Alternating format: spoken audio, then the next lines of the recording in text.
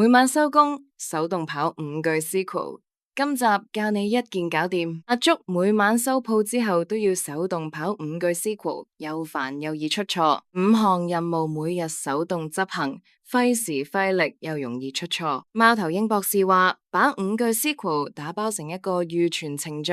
預存程序係儲存係資料庫嘅可重複使用 SQL 程序，用 create procedure 建立程序，喺 begin 同 end 之間放 SQL。喺此後只係需要執行 XEC 每日結算，一個指令執行所有 SQL。預存程序可以傳入參數，例如傳入開始同埋結束日期。預存程序喺伺服器端執行，效能比直接跑 SQL 更好。邏輯封裝係資料庫入邊唔暴露 SQL，安全性更高，可以重複使用。